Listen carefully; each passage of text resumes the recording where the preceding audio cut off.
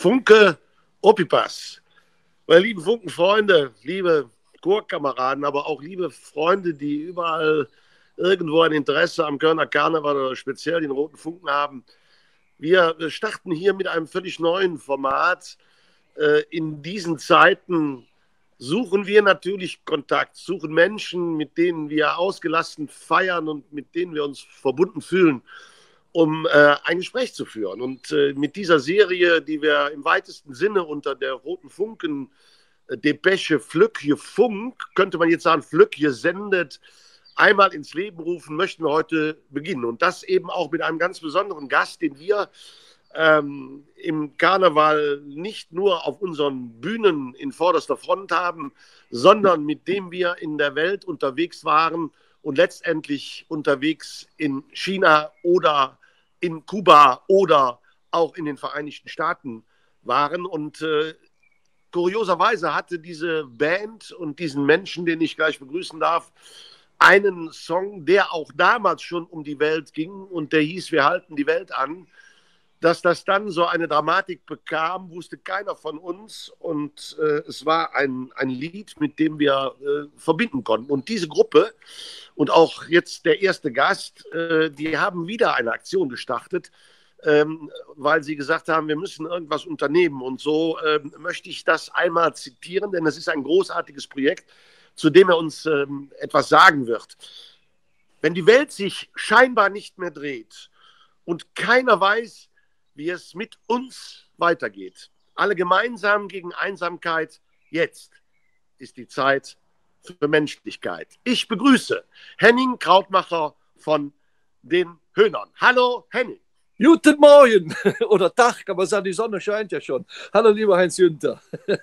Also, wie würde man sagen, schön, dass du da bist, ist ja, eigentlich könnte man mit den vielen Liedern, die ihr ja nun über diese vielen, vielen Jahre geschrieben habt, könnte man schon allein ein Interview machen, weil es so viele Botschaften gibt, die ihr gesendet habt und jetzt gerade mal ein ganz besonderes mit diesem Projekt für die Menschlichkeit.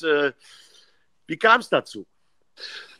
Ganz aktuell haben wir erstmal sehr darüber gestaunt, wie viel Zuspruch wir bekommen haben für einen Song, der schon 5 Jahre alt ist. Nämlich vor genau 5 Jahren haben wir das Stück Stille Helden gemacht. Jetzt in diesen Tagen, in diesen Krisenzeiten, bekommt das Werk, wo wir genau die Menschen ehren wollen, die ehrenamtlich unterwegs sind, die Pflegerinnen und Pfleger im Gesundheitswesen ehren wollten. Damit wollten wir es aber nicht auf sich beruhen lassen. Wir haben gesagt, ja, das kennen wir ja nun schon seit ein paar Jahren, wir müssen was Neues machen. Und wir wollten auch unbedingt eine transzendente Zeile haben. Und so hat ein guter Freund von uns und Nachbar von Jens Streifling, der Bruno Schrage, mit einem Text aufgewartet. Und da war eben enthalten diese Zeile: Jetzt ist die Zeit für Menschlichkeit. Dann haben wir uns ganz schnell mit vielen Leuten dran gesetzt. Der Jens war sehr, sehr fleißig mit seiner lieben Frau Lydia.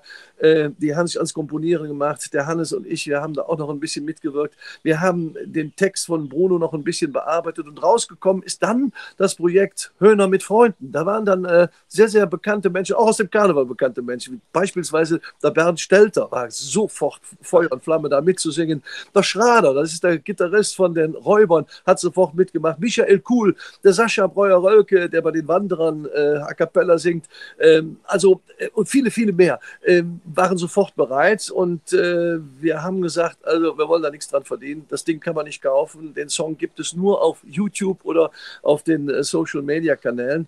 Und wir haben Spenden gesammelt und inzwischen sind über 20.000 Euro zusammengekommen und die werden zu gleichen Teilen verteilt an Wohlfühlmorgen. Das ist eine Einrichtung vom Caritasverband. Im Hintergrund wird mein Rasenmäherroboter, das sieht witzig aus. Wohlfühlmorgen, ein Projekt für Obdachlose und natürlich unser Höhner-Projekt. Was ist dieses Höhner? Das ist Quatsch. Also das Projekt, für das wir uns schon seit mehr als 25 Jahren einsetzen, nämlich das Lobby-Restaurant in Köln in der Domstraße, wo Obdachlose mittags und inzwischen auch abends eine warme Mahlzeit bekommen. Großartig die Spendenbereitschaft. Aber Heinz Günther, ihr habt doch solche karitativen Dinge auch schon längst gemacht. Ja, wo du das gerade sagst, ich glaube, dass das ja auch eine unendliche Kraft ist, die der Karneval hat. dass er sich sehr darüber im Klaren ist, die Menschen einzufangen und gleichzeitig aber auch darauf aufmerksam zu machen, dass es eben Brennpunkte gibt. Und wo du gerade siehst, Koche. Ne? Also wir haben vor Jahren, haben wir mal alle Traditionsköche begeistern können für für obdachlose Kinder, für die Einrichtung. In Kalk war das, letztendlich jede Woche in der Session einmal kostenlos zu kochen.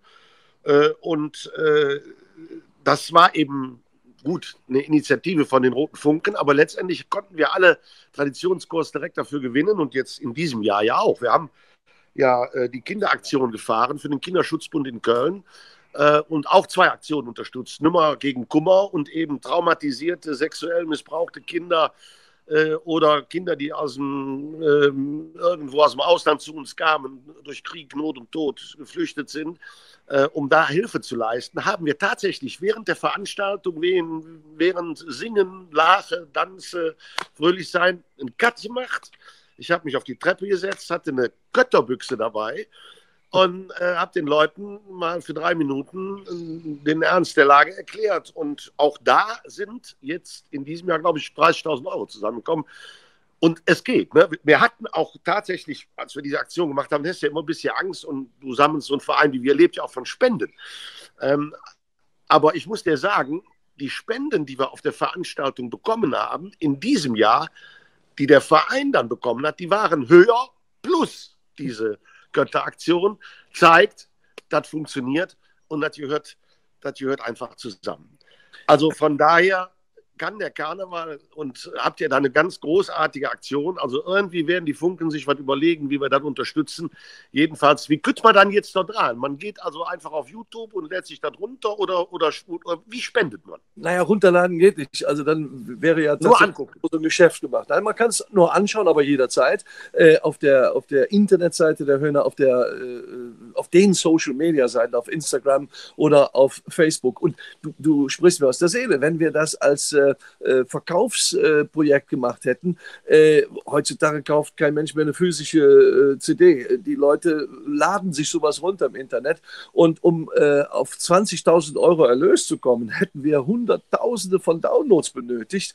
Und das ist relativ unwahrscheinlich. Die Leute arbeiten heute nicht mehr so. Ich glaube, dass die physische Single, die CD, der Longplayer der Geschichte angehört. Heute passiert alles nur noch im Internet, im World Wide Web.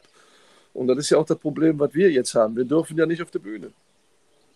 Ja, wie glaubst du, oder wie ist denn oder überhaupt, wenn ich dich jetzt so sehe, schön in Jade, das ist ja fast eine Urlaubsatmosphäre. Was machen die Jungs? Wie geht es deinen Kollegen? Ja, es sieht idyllisch aus, ne? Und ich gehöre zu den Privilegierten, die Gott sei Dank noch einen kleinen Garten haben. In der Kamera sieht das immer sehr weitläufig aus, ist aber nicht die Welt. Das sind hier gerade mal 400 Quadratmeter, die ich hier hinterm Haus habe. Aber immerhin besser als jeder, der in der Innenstadt lebt und möglicherweise nicht einmal einen Balkon hat. Also insofern großes Glück, aber man sollte auch meinen, dass ich jetzt nach so vielen Wochen schönstem Wetter braun gebrannt sein müsste. Denkst du, wir haben unglaublich viel zu tun. Also Homeoffice macht viel Arbeit und zwar deshalb, weil wir den lieben langen Tag nichts anderes tun, als zu telefonieren miteinander. Wir machen ständig irgendwelche Videokonferenzen und lassen uns etwas einfallen oder suchen nach Möglichkeiten und Menschen, die uns dabei unterstützen können, um neue Wege zu finden. Wir haben eine ganze Woche ausgestaltet, wo jeder einzelne der Höhner den Livestream von Facebook genutzt hat. Das war natürlich mit unglaublichen technischen Schwierigkeiten verbunden, weil wir da alle nicht zu Hause sind. Was ist denn jetzt passiert? Moin zusammen, was seid ihr schon so früh unterwegs? Besuch! Ich denke, check mal die Technik, ob alles hier so in Ordnung ist, dann seid ihr 2 Stunden am Arbeiten. Wie geht es euch? Ja, gut. Uns geht es gut, Günther. Also, Günther Ebert ist gerade hier. Ein Blömchen von der Rote Funke. Spitzname Blömchen, ja. Genau. Ja, gib mir Gelegenheit. Darf ich das kurz erklären, Heinz-Günther? Bitte gerne. Ich war gerade dran, Blömchen zu erklären, was die Höhner so machen. Dann sage ich der Maite mal gerade. Maite? Quatsch ruhig, ich lasse mir mal gerade einen Kaffee bringen. Wir sind, das ist eine gute Idee, ich frage meine Frau auch mal, ob ich einen Kaffee kriege. Wir sind natürlich als Höhner im Moment damit beschäftigt, den lieben langen Tag, und deswegen komme ich noch nicht raus und bin noch nicht braun gebrannt, weil ich immer nur die Indoor-Bläser habe. Wir suchen nach Möglichkeiten, wie wir uns draußen in der Welt bemerkbar machen können. Ich habe gerade erzählt, wir haben 6 Tage lang jeder einzelne von den Höhnern einen Livestream gemacht. Dann haben wir mal mit Plexiglasscheiben voneinander getrennt aus dem Probenraum ein einstündiges Konzert gemacht und haben das per Livestream gesendet, allerdings mit ruckelnden Bildern. Und da muss noch viel passieren, dass das qualitativ besser wird. Und hier mit diesem Chat sind wir jetzt, glaube ich, auf dem richtigen Weg. Greenbaum ist das Unternehmen, das uns da ein bisschen unterstützt, und die wollen uns helfen. Die wollen nach unseren Wünschen arbeiten und ihre Programmierer einsetzen und sicherlich auch für die Roten Funken, denn sonst würden wir jetzt nicht in diesem Chat miteinander sprechen können. Und wer immer eine echte Freund ist, lieber Günther Ebert. Und Henning, und man muss einsteigen. Was sagst du? Man muss ja sagen, und auch aus Köllekütt, ne? Also wir haben ja alle in diesen Zeiten, hört man ja viel über Zoom, man hört viel über diese verschiedenen Dienste, die es gibt, und sie sollen nicht unbedingt so sicher sein. Der Jungkütt aus Kölle, ich habe ihn ja auch kennengelernt, ne? Wir haben miteinander gesprochen, als ich mit der Idee auf dich zukam, dieses Interview zu führen. Du hast dann kreativ, wie ein Henning Krautmacher nun ist, direkt den richtigen Mann gehabt, und das hat sehr viel Spaß gemacht. Also ich glaube, wir werden versuchen, auch dieses Format einzusetzen.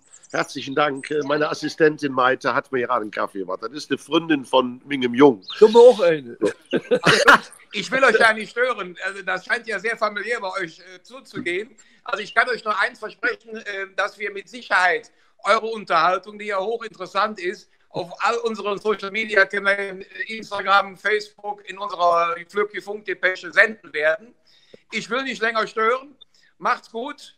Ich wünsche euch einen schönen Sonntag und wir sehen uns die Tage wieder. Tschüss zusammen. Günther, alles Tschüss, der Blömchen. schön, dass du da warst. Ja, genau. Womit wir wieder bei einem Höhner-Song sind, und nochmal meiner Frage: Was machen wir den Jungs gut? Seid ihr denn auch alle gesund durchgekommen und bis heute, oder wie sieht es aus? Gott sei Dank sind wir alle gesund, und Gott sei Dank sind wir in der Tat alle kreativ. Siehe der Song Zeit für Menschlichkeit. Das soll auch nicht der letzte Song gewesen sein, denn jetzt aktuell haben wir natürlich auch Zeit, um kreativ zu sein. Aber ganz ehrlich, lieber Heinz Günther, so einfach ist das nicht mit der Kreativität. Wenn du auch schon mal nachts wach wirst und dir Sorgen machst, existenzielle Sorgen machst, dann bist du im Kopf nicht frei und kannst keine fröhlichen Lieder schreiben. Wir müssen auch darüber nachdenken, wie es mit dem Unternehmen Höhner weitergeht. Da hängen insgesamt mehr als 50 Personen dran. Also wir sind als Team, also ein ganz enge Team, also die Techniker, unser Höhner Büro, die Musiker selber, sind wir insgesamt 16 Leute, und die haben natürlich alle Partner, Ehegatten, Kinder, wie auch immer. Also wir sind gut 50 Leute, die allesamt davon leben, dass die Höhner Geld verdienen, dass die auf die Bühne dürfen und Musik machen. Uns sind nach dem Karneval mehr als 50 Konzerte weggefallen. Allein 30 davon hätten wir gespielt mit der Höhner Rock'n'Roll Show, nämlich in Düren und in Bad Vilbel bei Frankfurt. Komplett abgesagt, und die können wir auch in diesem Jahr nicht nachholen. 10, 15 Konzerte etwa, da versuchen wir noch, dass wir die nachholen können. Aber als die Nachricht kam von der Bundesregierung, bis 31. August keine Großveranstaltung, war sofort klar, unsere komplette Höhner Classic Tour mit insgesamt 10 Konzerten fällt auch erst einmal flach. Ob wir das in diesem Jahr nachholen können, sehr unwahrscheinlich. Die Philharmonie hat einfach keine Termine, um beliebig zu sagen, ja, dann machen wir nächste Woche. Das geht einfach nicht. Das bedeutet, wir müssen jetzt ganz, ganz spitz rechnen, wie es uns gelingt, dieses Unternehmen am Leben zu erhalten, um dann, wenn es soweit ist, und es wird irgendwann der Fall sein, wir werden irgendwann uns wieder alle treffen auf der Bühne und werden großartig feiern, und dann haben wir mit Sicherheit allen Grund dazu zu feiern, weil dann ist der Spuk vorüber. Ich befürchte nur eins: Es wird dauern. Im Karneval hat es mal einen Redner gegeben, der hieß Lauterbach. Jetzt gibt es einen Politiker und auch einen Virologen, also der sich wirklich auskennt. Der heißt ebenfalls Lauterbach, und der sagt, solange kein Gegenmittel gefunden ist, wird es auch keinen Karneval geben. Und das würde euch ja genauso treffen. Wie ist es denn da wirtschaftlich, Heinz Günther? Ja gut, ich sag mal, die große, also wir haben schon unsere Planspiele gemacht. Wir haben natürlich als ehrenamtlicher Verein 200 Helfer und können viel verteilen, aber wir verkaufen ja auch 30.000 Karten. Und das Schlimmste ist ein bisschen Karneval. Also laufende Kosten und halbe Einnahmen. Dann kriegen wir ein ganz massives Problem. Und auch wir werden jetzt hingehen und werden uns um eine Überbrückungsfinanzierung kümmern. Und so hart, wie sich das anhört, wirtschaftlich wäre für uns sicherlich der kleinste Schaden. Der Karneval würde abgesagt, weil dann sind wir ja auch letztendlich aus den Verträgen raus, weil es höhere Gewalt ist.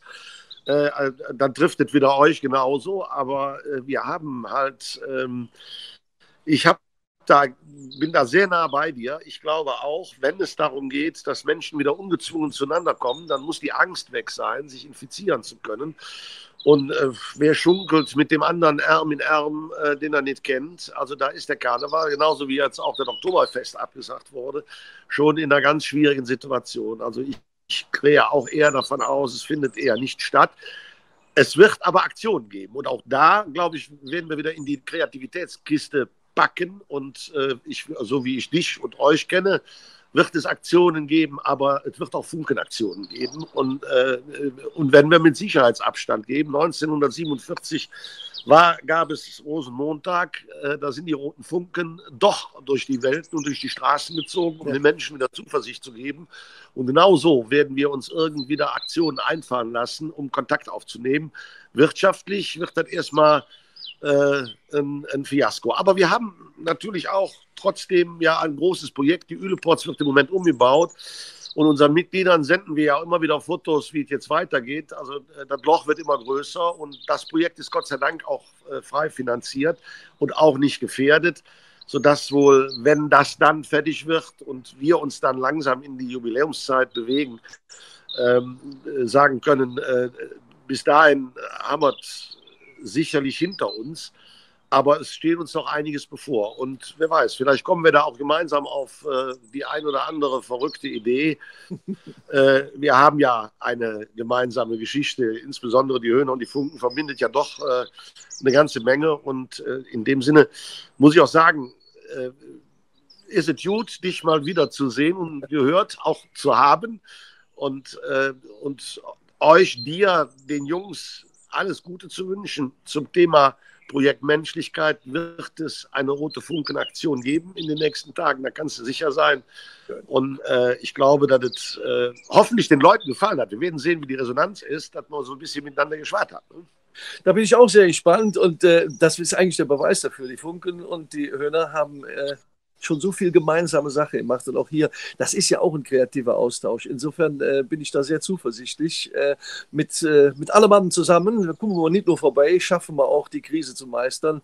Und ich danke dir, dass ich die Gelegenheit bekommen habe, durch dich und durch diesen ersten Schritt, den ihr jetzt regelmäßig wiederholen wollt, mit anderen Gesprächspartnern, dass ich als der Erste dabei sein durfte. Schön. Und ich wünsche uns allen, bleibt bitte gesund, liebe Leute. Wir schaffen das. Ganz genau. Und ich meine, dass man auch in diesen Tagen, ich meine, wir sind im Jade, es ist jetzt auch kein Sommerkarneval, aber alle draußen in der Welt, egal von wo sie zugucken, aus dem Herzen grüßen darf, aus dieser rheinischen Metropole, von den Höhnern und von den roten Funken und wie sagt man das, Drehmer von Hetze, Kölle! Araf!